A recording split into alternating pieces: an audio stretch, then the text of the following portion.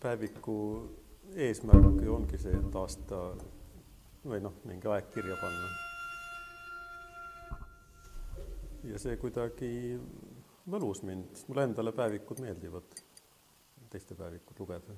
Oled sa olnud elus ka tihe päevikupidaja? Ma ei ole olnud suur päevikupidaja. Ja siis kevadel, nagu ikka kevadel tulevad mõtted, tuli mõte, et hakkaks hoopis iga päev luuletust kirjutama. Ja siis see muutus mulle endale ka kuidagi huvitavamaks. Ja et see on nagu vahepealne, et ühest küljest luuletus on ka nagu hästi intiimne, isiklik asi. Sa võid seal igasugu asju kirja panna. Aga teisest küljest tal on oma vorm. Kuidagi, muidu niisama päeviku sissekanne kipub laiali valguma või räägid sellest ja teisest, aga luuletusse sa pead sellest päevast, sinna mahub on kõige tähtsam. Ja seda iial ei tea, mis see kõige tähtsam. Ühesõnaga see, mis sellest päevast jääb kuidagi, kui õhtul, ma õhtuti üldiselt kirjutasin neid sissekandeid, nagu peab. Ma vaatasin, et teine hommik ei ole enam see üldse, siis on juba mälestus, see ei ole enam päevik, need on juba memuaarid. Et istusin laua taha ja siis tihti ka küll päeva jooksul kuidagi, eks see on kuskil peas juba tiksub ja ma nagu otsisin päevast seda hetke mõnes mõttes või ühesõnaga, kui see oli, siis ma vaatasin, et see on nüüd tänase päeva sissekanne. Ja vahel ka muidugi mitte, vahel lihtsalt istusin õhtul laua taha ja panin silmad kinni ja mis siis tuli lihtsalt paar rida kirja. Ja nii ta tekkis.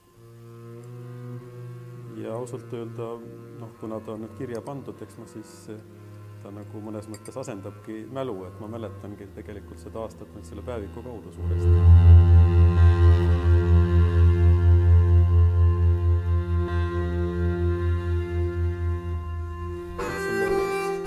Pidamisega oli tegelikult veel seenaks, et ma mõtlesin, et ega ma seda ei avalda, kui ma hakkasin neid luuletusi panema kirja ja küll ma olin lubanud teha nagu enda jaoks ka, et ma igal juhul pean ta ära selle aasta aega, aga mul ei tunne, et ega tast ikka ei tule midagi, et seda peaks avaldama. Aga elu kuidagi tõi just nimelt mingisuguse muutuse, mingisuguse arengu, et sellel asi viis kuhugi välja, et ei jäänud minu meelest ainult mingi ühe punkti peale pidama. Et lõpuks tast justkui sai mingi raamat, ma vaatasin, et jah, võib teha raamatuks küll.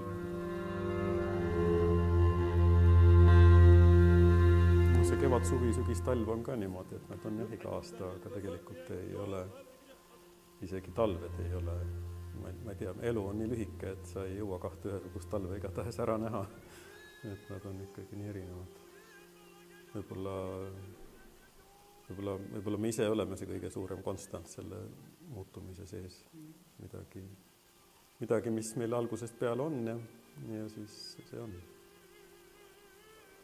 Ja selle ümber nagu käib mingi otsimine või õieti seda, mul on tunne, et seda tuuma me just otsime läbi nende kevadete ja sügiste.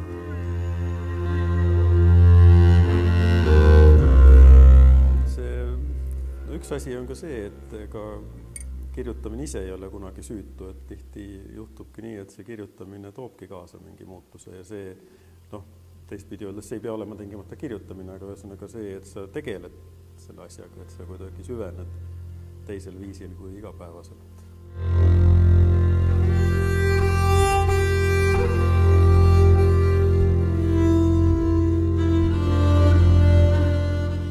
Aga et selle taustal on see, et sa seda asja nagu jälgid või see ei ole niisama, sa oled võtnud mingisuguse eesmärgi, nagu antud juhul see päeviku pidamine.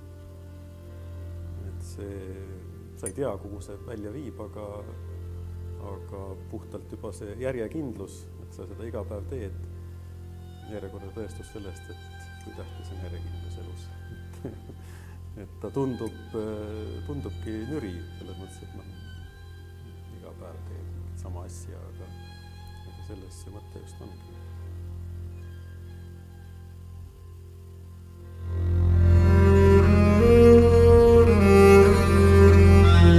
Sa ei teagi üldse, mis see miski on, kui sa seda ei korda 100 korda või omamoodi harjutamine.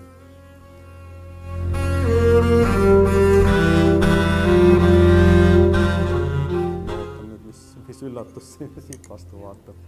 Seda iial ei tea, ega selles mõttes on see teksti saatus ju ettearvamatu, et sina paned mingi asja kirja, aga mis lugejad ja veel enam esitajad sellest teevad, see on täiesti teine asi.